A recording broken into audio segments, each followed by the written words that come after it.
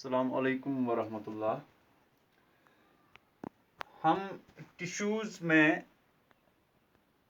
जो simple permanent tissue है वहाँ तक हम पढ़ते पढ़ते आ गए थे, और उसके बाद हमें उसी लेक्चर में कॉम्प्लेक्स परमानेंट टिश्यू भी पढ़ना था, लेकिन वक्त की कमी के मद्देनज़र हमें वहाँ पे वो लेक्चर जो है अधूरा छोड़ना पड़ा।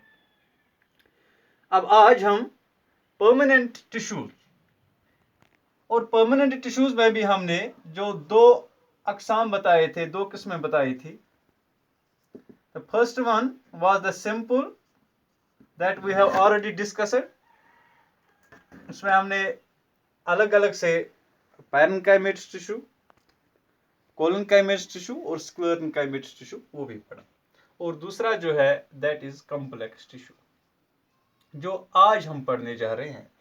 सबसे पहले हम इस वर्ड पे आएंगे, ओके, क्योंकि ये जो है ना, ये वाला पोर्शन ये हमने ऑलरेडी डिस्कस हुआ है। We already discussed what permanent tissue means and which tissues are known as permanent and why they are known so. And this one, the complex one, which we are yet to discuss, that first let us come to this very thing, complex tissue. होता क्या है complex tissue? क्योंकि आगाज में ही हमने बताया था कि टिश्यूज की डेफिनेशन में थोड़ा सा सुधार लाने की जरूरत है, जो मैंने आपको पहले ही कहा था कि we have to clear the misconception about the definition of tissues which is given in most of our texts, that it is a group of similar cells. तो वहां पे मैंने आपको ये बताया था कि this it is not necessary that they will be similar group of cells, it is only a group of cells which carry the same function, collectively carrying the same function, जो एक ही काम अंजाम दे रहे हैं मिलके, जो एक ही काम अंजाम दे रहे हैं। ये जरूरी नहीं है कि उनकी शेप एक ही जैसी हो, उनका साइज एक जैसा हो और उनके कैरेक्टरिस्टिक्स एक जैसे हों। तो यहाँ पे ये कॉम्प्लेक्स टिश्यू जो है सिंपल टिश्यू से इसी आधार पे, इसी बुनियाद पे डिफरेंशिएट होता है, इसी बुनियाद पे अलग होता है कि इसमें एक ही तरह के सेल्स नहीं होते। Okay, there are more than one type of cells which together form a tissue, which together constitute a tissue, which together perform the same function, and the secondary question is that they have the same origin. Okay, तो वो भी हमने discuss किया था tissues की definition जब हमने पढ़ी थी। अब जब हम कॉम्प्लेक्स परमानेंट टिश्यू की बात करते हैं तो प्लांट टिश्यूज में हमने सिंपल परमानेंट टिश्यू तो कंप्लीटली पढ़ा था। अब जब कॉम्प्लेक्स टिश्यू की बात करते हैं तो सबसे पहले हमें ये पता होना चाहिए कि ये टिश्यूज, ये कॉम्प्लेक्स टिश्यूज अगर है, कॉम्प्लेक्स परमानेंट टिश्यूज अगर है, होते कहाँ पे है प्लांट्स में। तो आप इतना ही ध्यान रखिए कि जो वेस्क्यूलर बंडल्स होते हैं, जिनको हम कहते हैं, अभी मैं आपको समझाऊंगा कि क्यों कहते हैं वेस्क्यूलर बंडल्स या वेस्क्यूलर टिश्यूज प्लांट्स में होते हैं, उन्हीं को हम कॉम्प्लेक्स परमानेंट टिश्यूज कहते हैं। ठीक है, तो अभी हमें यह भी पता नहीं है कि वेस्क्यूलर टिश्यूज होते क्या हैं, और ना हमें यह पता है कि वेस्क्यूलर बंडल्स क्या होते हैं। तो लिहाजा हम थोड़ा सा ध्यान से इस तरफ जो है ना तवज्जो मरकूज करेंगे अपनी। जैसे कि अगर हम एक ह्यूमन बॉडी में सर्कुलेशन की बात करें, when we talk of the circulation in human body, okay, या किसी भी एनिमल बॉडी, तो आप देखिए निज़ाम क्या है कि एक सोर्स है जहां से ताकत मिलती है ब्लड को, ठीक है ना, ताकि ये फ्लो हो सके, ठीक है ना, जो हमारा हार्ट है। उसके बाद चैनल्स है जिनको हम कहते हैं arteries and veins which carry the oxygenated and deoxygenated blood respectively.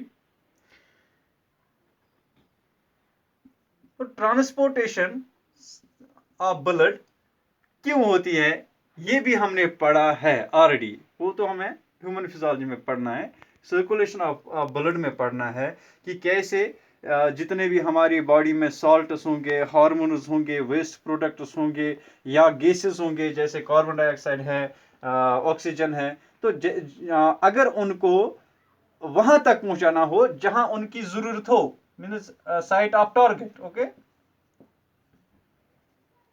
जहां पे उनकी जरूरत हो, तो उनको वहां तक पहुंचाने के लिए ये मीडियम इस्तेमाल किया जाता है, arteries and veins. These are the channels, these are the channels through which the blood is carried, and along the blood these substances, these salts, ions, etc., hormones, etc., they are carried to their respective sites. तो इस तरह से अल्लाह ताला ने plants में भी, ठीक है ना, एक निज़ाम बनाया हुआ है। This is only in higher plants, जो है ना, अगर जो लोअर प्लांट्स है जैसे दीज अलगा एक्स्ट्रा, तो उनमें ये सिस्टम नहीं है, ठीक है ना। तो हायर क्लास में इंशाल्लाह आप पढ़ेंगे evolution of cellular system in pteridophytes etcetera, तो आप देखेंगे कि कैसे एंजियोस्पर्म्स, जिम्नोस्पर्म्स में ये कॉम्प्लेक्स परमानेंट टिश्यूज जो है ना, कैसे उनमें आ गए। तो अब वेस्कुलर टिश्यूज की बात करेंगे, तो यहाँ पे इनके दो टाइप्स है, ठीक। एक है जैलम और एक है फ्लोएम। ये भी एक ही तरह की सेल्स का नहीं बना हुआ होता है और ये भी एक ही तरह के सेल्स का नहीं बना हुआ होता है। तो काम क्या है इनका, वो जो आर्टरीज, ब्लड वगैरह का जो सर्कुलेटरी सिस्टम है हमारा, जो हमारी बॉडी में वहां पे वो काम अंजाम दे रहे थे, यहाँ पे ये जाइलम और फ्लोएम वही काम अंजाम दे रहे हैं। तो कौन सा काम अंजाम दे रहे हैं, किन किन चीजों को जरूरत होती है एक जगह से दूसरी जगह प्लांट में शिफ्ट होने की, जाने की। तो एक तो होता है water, minerals which etcetera which are absorbed from the soil, और दूसरा होता है कि एक ही प्लांट में, अगर मिसाल के तौर पर मैं ये एक प्लांट ले लूं, यहाँ पे आप थोड़ा सा ध्यान दें, ठीक है ना। तो ये मान लीजिए आप ब्रांच है, और ब्रांच के एंड पे, एंड की बात मैं कर रहा हूँ, ठीक है ना, ये एक लीफ है। तो हमने ये भी पढ़ा है कि जहां जहां पे भी ग्रीन पार्ट्स में फोटोसिंथेसिस होती है, जहां जहां पे भी फोटोसिंथेसिस होती है, तो फोटोसिंथेसिस का एंड प्रोडक्ट ग्लूकोज है, okay. Now this glucose is to be utilized in the whole plant body as well as जो स्टोर होगा उसमें, फिर बाद में प्लांट्स में भी जो हेटेरोट्रॉपस है, तो वो ये फूड कंज्यूम करके, साथ साथ में ये जो ऑटोट्रॉपिक बॉडी है, खुद ऑटोट्रॉप जो प्लांट है, इसको भी इस फूड की जरूरत है। लेकिन अगर फॉर एग्जांपल हालांकि हर किसी ग्रीन प्लांट में फूड बनता है, अगर यहाँ पे एक लीफ में फूड बनता है, प्रिपेयर होता है यहाँ पे, this is the site of photosynthesis, okay. तो इस फूड को ट्रांसलोकेट करने की जरूरत है, इसको एक जगह से दूसरी जगह जरूरत है ले जाने की। मिसाल के तौर पे अगर ये यहाँ पे इसकी जरूरत है, यहाँ पे भी इसकी जरूरत है, so this has to be carried from the place of its synthesis to the place where it is to be utilized. जहां पे इसकी जरूरत है तो वहां तक पहुंचाना है, मीन्स ट्रांसपोर्टेशन, और this is simply known as translocation of food.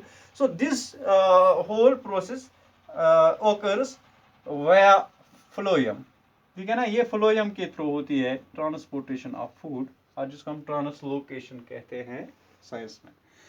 तो अब देखिए, जब हमने इनकी फंक्शन देखी कि ये this is meant for the transportation of water and minerals, and phloem is meant for the transportation of food, तो इन फंक्शंस की बुनियाद पे ही हमें आधा अधूरा जो है ना, ये बात समझ में आ रही है कि इनका स्ट्रक्चर किस तरह से होना चाहिए।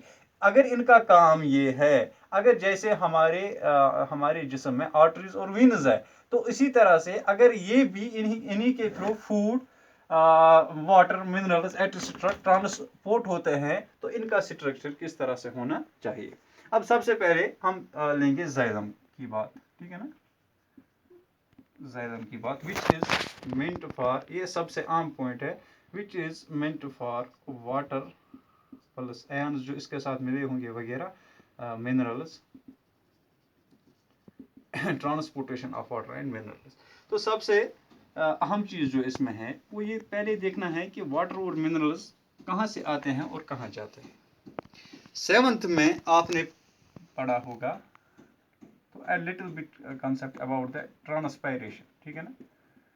ट्रांसपायरेशन होती क्या है कि जो एरियल पार्ट्स होते हैं किसी प्लांट के, उन एरियल पार्ट्स के थ्रू अगर वेपर फॉर्म में जो एब्जॉर्बर वाटर है, जो किसी प्लांट बॉडी ने जो total amount of water absorb किया था थ्रू बाय इट्स रूट्स, तो उसके बाद कंडक्ट हुआ throughout the plant body by means of this xylem, through this xylem, and then 98% of this water is lost to the nearby surroundings, to the atmosphere, in the form of water vapors via its aerial parts.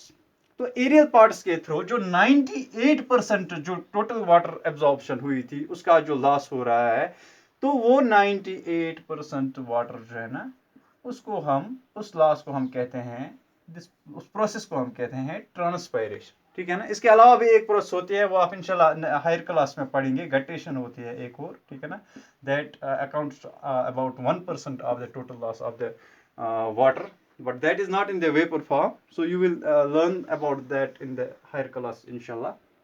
So here we are concerned with water and minerals. तो अगर हम थोड़ा सा ध्यान दें कि जब water और मिनरल्स जो है ना सॉइल में मौजूद होते हैं, तो वहां से अगर हम इस पे एक थ्योरी जो ट्रांसपायरेशन पुल जिसको हम कहते हैं, जो हमें ये बताती हैं कि कैसे जो है ना ये वाटर और मिनरल्स दाखिल होते हैं इन जाइलम सेल्स में, ठीक है ना। तो जब ये वाटर लॉस होता है, फॉर एग्जांपल अगर मैं यहाँ के स्ट्रक्चर को बड़ा बना के, इतना बड़ा बना के यहाँ पे लिख रहा हूँ, ठीक है, ये आप मान लीजिए कि ये एक सेल थी जो बिल्कुल which was in contact with the external atmosphere, ठीक है ना। तो जब हमने ये सिंपल टिश्यू पढ़ा था, तो वहां पे एक और चीज हमें जो जिसके बारे में जानना था, दैट इज एपिडर्मल सेल्स। शायद मैंने आपको बताया था गॉड सेल्स के बारे में, ठीक है ना, दीज गॉड सेल्स। तो ये जो वेजिटेटिव पार्ट्स होते हैं, लीफ वगैरह, इनमें दीज गॉड सेल्स होते हैं, they are kidney shaped,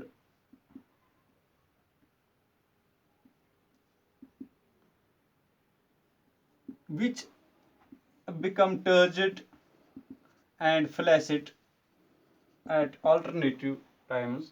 तो ये कभी जो है ना वाटर की वजह से कभी ऐसे फूल जाते हैं तो कभी ऐसे चिपक जाते हैं, तो they become turgid and flaccid, giving rise to opening and closing of stomata, opening and closing of stomata। ये भी हमने पढ़ा है लास्ट क्लास में, ठीक है ना, 7th या 8th में। तो वो ओपनिंग एंड क्लोजिंग की वजह से जो है ना, एक तो दिस एक्सचेंज ऑफ गैसेस वगैरह टेक प्लेस करता है, और दूसरा जो है ना ये ट्रांसपायरेशन में भी हेल्प करता है। और जब ये ट्रांसपायर हो गया यहाँ पे, अब देखिए अगर हम इस टोटल सेल की बात करेंगे, ठीक है ना, ये सेल जो है ना, अब इसमें पानी की कमी आ गई। मैं यहाँ पे थोड़ा और बड़ा हो गया, फॉर एग्जांपल ये एक सेल थी, इससे टोटल वाटर जो है ना लॉस हो गया। तो वाटर लॉस होने की वजह से इसमें जो सॉल्वेंट कंसंट्रेशन है, यानी वाटर कंसंट्रेशन, वो तो बिल्कुल कम होगी। और हमने ये भी पढ़ा है कि ऑस्मोसिस के जरिए, ऑस्मोसिस, तो क्योंकि सेल का जो प्लांट सेल होती है, इसकी जो सेल मेम्ब्रेन होती है, that is selectively permeable and it acts here as a semi permeable one. तो सेमी परमेएबल मेम्ब्रेन के थ्रू जब अगर एक बॉडी में, यहाँ पे सेल बॉडी है, यहाँ पे सॉल्ट कंसंट्रेशन, ये सॉल्वेंट कंसंट्रेशन बहुत कम है, तो सॉल्वेंट जो है ना नेक्स्ट सेल से, नेक्स्ट एडजेसेंट सेल से, क्योंकि बीच में ये सेमी परमेएबल मेम्ब्रेन है, तो उससे वाटर यहाँ पे एंटर हो जाएगा। यानी जो यहाँ पे वाटर लॉस हुआ था, the H2O which was lost in the form of this transpiration, now उसको एक्वायर किया जाता है फ्रॉम द एडजेसेंट सेल, और वो एडजेसेंट सेल जिस दूसरी सेल से चिपकी होगी वो वहां से वाटर लेगी, तो ये यहाँ पे एक चैनल बन जाती है, वाटर कंडक्टिंग चैनल, ठीक है ना। तो किन सेल्स के थ्रू होती है, इन किन टिश्यूज के थ्रू होती है, इस जाइलम टिश्यू के थ्रू होती है। और ये जाइलम टिश्यू भी, इसका जो स्ट्रक्चर है ये एक ही तरह की सेल्स का नहीं बना हुआ होता है, इसीलिए तो हम इसको परमानेंट कॉम्प्लेक्स टिश्यू कहते हैं।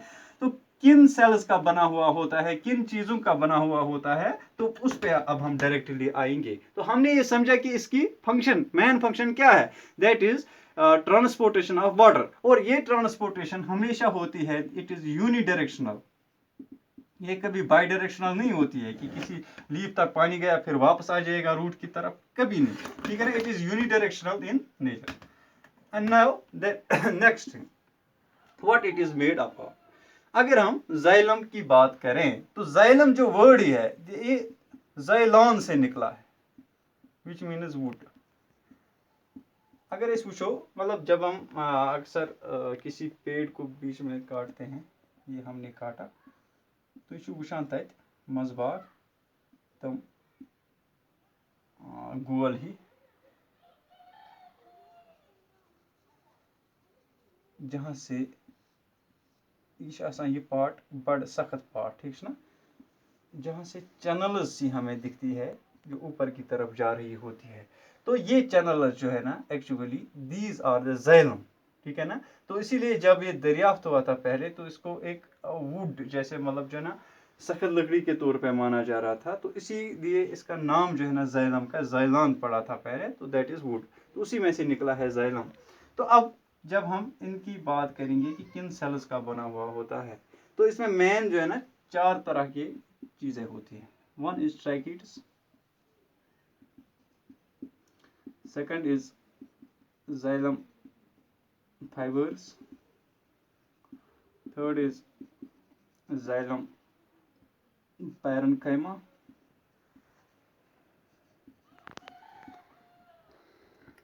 And fourth one is xylem vessels. इसके अलावा, ये तो मेन 4 पार्ट्स है, इसके अलावा कुछ पोर्शन इसका जाइलम सिक्लेरेन्काइमा का भी बना हुआ होता है, वो भी मैं अभी आपको समझाऊंगा कि कैसे, ठीक। तो सबसे पहले अगर हम ट्रैकिड्स पे आए, ट्रैकिड्स पे जाइलम में जितने भी सेल्स है, these all cells except xylem parenchyma, ये आप याद रखना, ये these are all dead cells. तो ये भी डेड सेल्स है, ठीक है ना, ट्रैकिड्स भी डेड सेल्स है, जाइलम फाइबर्स भी डेड सेल्स है, जाइलम वेसल्स भी डेड सेल्स है, ठीक है ना। तो अगर हम यहाँ पे ट्रैकिड्स पे आए, ट्रैकिड्स और वेसल्स को हम एक साथ भी देख सकते हैं कि कैसे होती है। ये ट्रैकिड्स जो है, they are actually elongated and thin cells, ये लंबी लंबी होती हैं, ठीक है ना, और बिल्कुल थिन सेल्स होती है, विद में ज़्यादा नहीं होती है। और इनकी दे हैव टेपरिंग एंड्स, ठीक है ना, with tapering ends, and they are connected to another cell via this tapering end, ठीक है ना, ऐसे।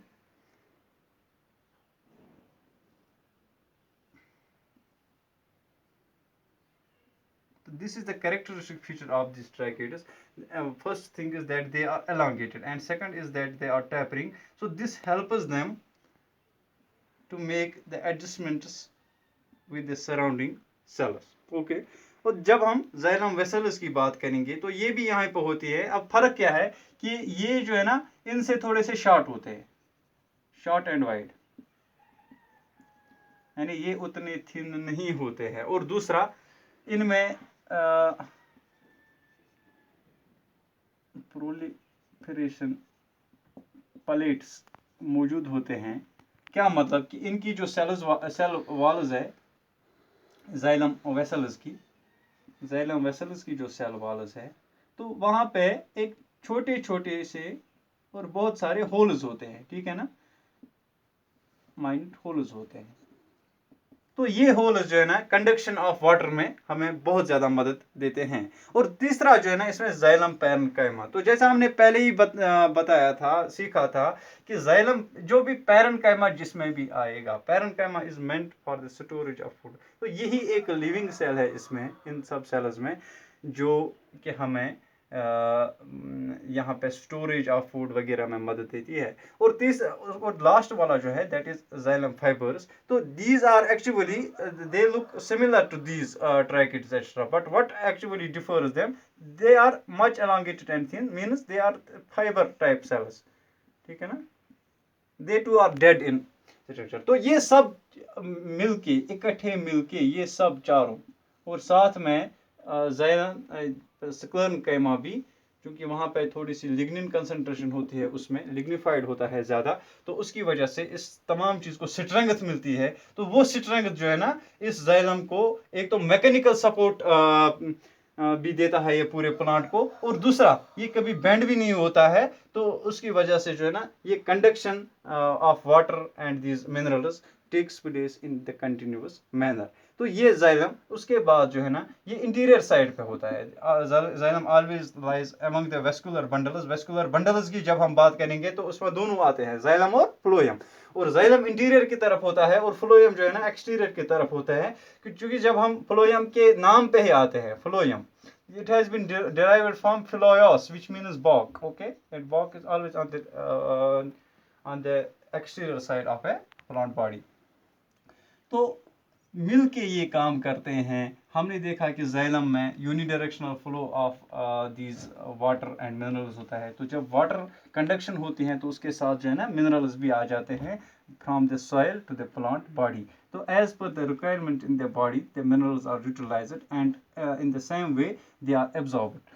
तो जहाँ पे अंदर जिन चीज़ों की ज़रूरत होती है तो सॉइल से वही चीज़ें अंदर आती है। तो वो भी हमने, अगर आपको याद होगा कि सेल स्ट्रक्चर जब हम पढ़ रहे थे तो वहाँ पे सेलेक्टिव परमेबल मेम्ब्रेन की जब हम बात कर रहे थे, और उसमें जब हमने वो सेल मेम्ब्रेन का जिक्र किया था कि what cell membrane is made up of, तो वहाँ पे एक अहम चीज़ जो है, जो सिंगर एंड निकोलसन ने दिया था 1972 में, फ्लूइड मोज़ेक मॉडल। तो उसके हिसाब से जब हम बायोमेम्ब्रेन या जिस प्लाज्मा मेम्ब्रेन की बात करते हैं तो प्लाज्मा मेम्ब्रेन लिपोप्रोटीनेशियस इन नेचर होती है, ठीक है ना। तो लिपोप्रोटीनेशियस का मतलब क्या होता है कि इसमें लिपिड्स भी होते हैं, प्रोटीन्स भी होते हैं। फिर हमने ये भी पढ़ा था कि इसमें जो प्रोटीन्स होते हैं वो दो तरह के होते हैं, एक्सट्रिंसिक एंड इंट्रिंसिक प्रोटीन। और इसमें लिपिड्स जो है ना वो बाइलेयर एक लिपिड वहाँ पे सरफेस होती है, और लिपिड्स भी जो है ना इसमें वो हाइड्रोफिलिक एंड हाइड्रोफोबिक एंड्स होते हैं। तो वो सब चीज़ें मुझे यहाँ पे दोहराने की ज़रूरत नहीं है, बस इतना याद रखना है कि जिन चीज़ों को अंदर जाने की ज़रूरत होती है, अगर कोई मेम्ब्रेन सिर्फ उन चीज़ों को irrespective regardless of the size of the things, तो उन्हीं चीज़ों को अंदर जाने की ज़रूरत, उन्हीं चीज़ों को अंदर आने दे, और जिनको एग्जिट होने की ज़रूरत हो, जिनको बाहर जाने की ज़रूरत हो, अगर उनको बाहर जाने दे irrespective of the side. And that, तो इसी तरह से जो फ्लोएम जिसको हम कहते हैं, phloem which is meant for the transportation और ट्रांसलोकेशन ऑफ फूड,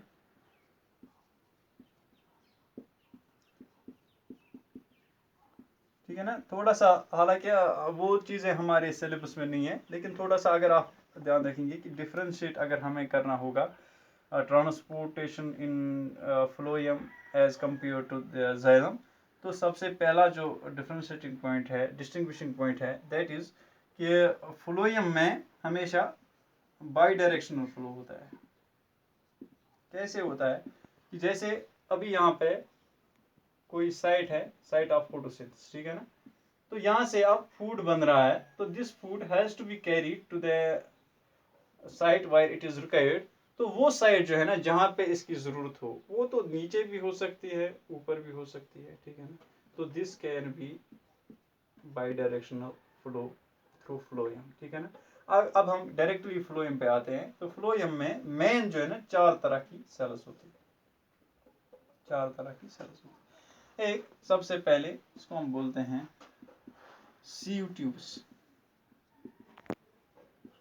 दूसरा होता है कंपेनियन सेल्स, कंपेनियन यानी साथी, कंपेनियन सेल्स, ठीक है ना। और तीसरा होता है दीज फ्लोएम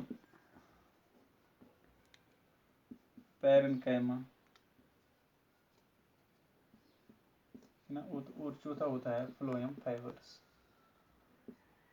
इसके अलावा भी जो है ना ये वास्टो फाइबर्स वगैरह होते हैं और इंटरमीडिएटरी सेल्स भी होती हैं इसमें। तो वो सब चीज़ें हमें यहाँ पे नहीं देखनी है।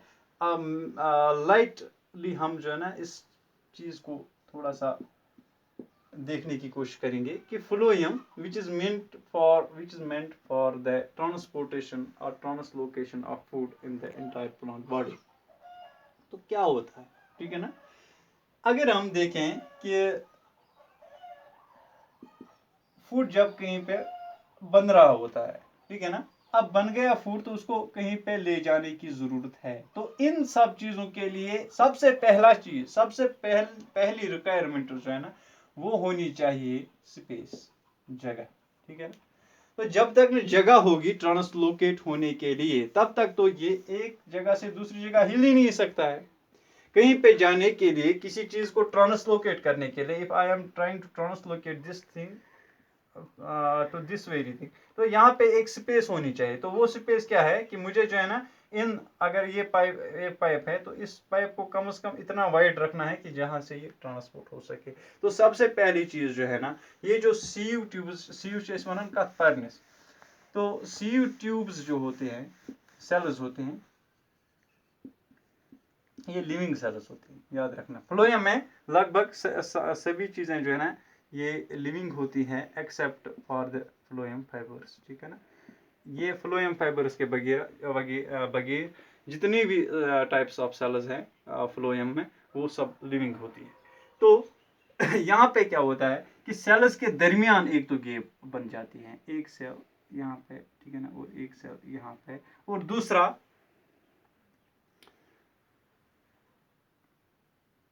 दूसरी चीज जो है ना वो होती है कि एक तो एक ही तरह की, मतलब सीयू ट्यूब सेल है तो सीयू ट्यूब है, इनके दरमियान से आप इस पॉइंट को जरा ध्यान से जो है ना समझने की कोशिश करना। एक तो होता है कि एक ही तरह की दो सेल्स के दरमियान गैप होती है, दूसरा कि दो तरह की सेल्स है, एक तो सीयू ट्यूब है और एक तो कंपेनियन है, ठीक है ना, इनमें गैप है।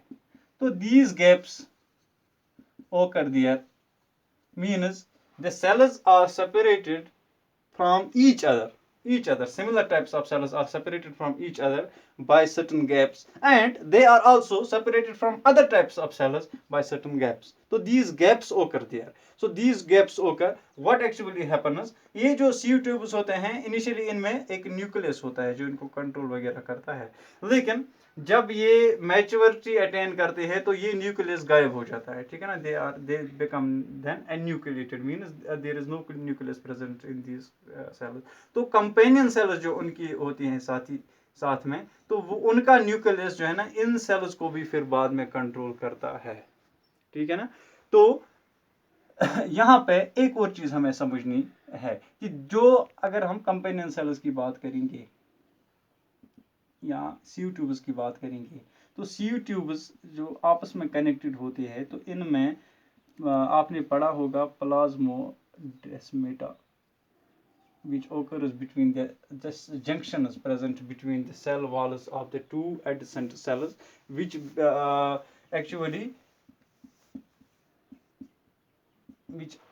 actually functions as the connectivity between the two adjacent cells. तो यहाँ पे दो एडजेसेंट सेल्स है, तो अब तो दो ही नहीं है, फिर तो लॉन्ग चेन बन जाती है। तो जब चेन बन जाती है, चेन में ये सब चीज़ें आ जाती हैं, तो हम कहते हैं कि फूड को ट्रांसलोकेट होने में फिर कोई दिक्कत आ ही नहीं जाएगी, क्योंकि गैप्स तो ऑलरेडी बन गई है। अब यहाँ पे स्पेस भी खुली है। तो ये स्ट्रक्चर ही ऐसा है फ्लोएम का कि इनके थ्रू जो है ना, इनकी सेल्स के थ्रू, इस टिश्यू के थ्रू ये ट्रांसपोर्टेशन या ट्रांसलोकेशन पॉसिबल है। तो जब ये ट्रांसलोकेशन होती है, इसमें फ्लोएम पैरेन्काइमा का क्या रोल है। जैसा कि वहाँ पे एक लिविंग सेल थी हमारी जाइलम पैरेन्काइमा, वो ऐसे ही फ्लोएम पैरेन्काइमा भी storage of food water extra ये जो है ना इसमें मदद देती है। और फ्लोएम फाइबर जो है ना ये तो एक लॉन्ग एलोंगेटेड सेल्स होते हैं जो इनके साथ साथ में चल के इस टिश्यू को, इस फ्लोएम टिश्यू को एक शेप, एक सही शेप और एक स्ट्रेंथ देते हैं, ठीक है ना। And they also add to the flexibility of this tissue, ठीक है ना, फ्लेक्सिबिलिटी ऑफ द टिश्यू। अगर हम फ्लोएम की मतलब ऐसे ही भी बात करें तो ये नेचुरली सॉफ्ट होता है, सॉफ्टर देन जाइलम। जाइलम जो है ना वो हार्ड होता है और फ्लोएम जो है ना सॉफ्ट होता है। उसकी एक वजह ये भी है कि जाइलम पैरेन्काइमा में जो लिग्निन होता है उसकी वजह से हार्ड होता है, और दूसरा उसमें डेड सेल्स ही ज़्यादा होते हैं, और फ्लोएम में डेड तो कोई मटेरियल नहीं होता है एक्सेप्ट फ्लोएम फाइबर्स। तो बाकी जितने भी सेल्स हैं वो लिविंग होते हैं, और लिविंग सेल्स का एक कैरेक्टरिस्टिक फीचर ये है